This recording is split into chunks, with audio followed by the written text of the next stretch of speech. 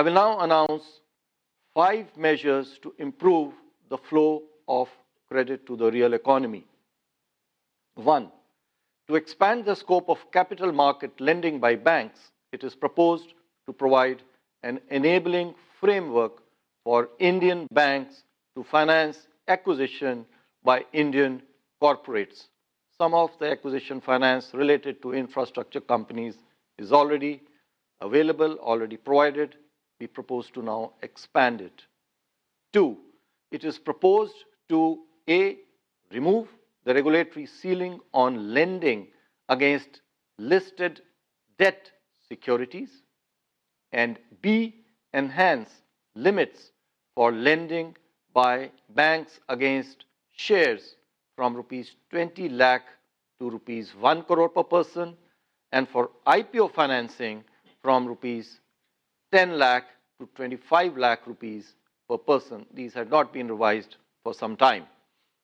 3. It is proposed to withdraw the framework introduced in 2016 that disincentivized lending by banks to specified borrowers, those borrowers which had credit limits from the banking system on the whole of rupees 10,000 crore and above.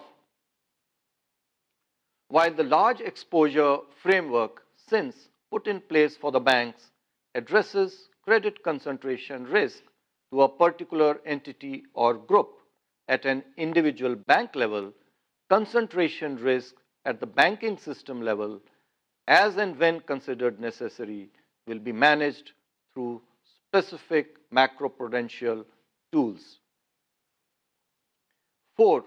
To reduce the cost of infrastructure financing by NBFCs, it is proposed to reduce the risk weights applicable to lending by NBFCs to operational, high-quality infrastructure projects.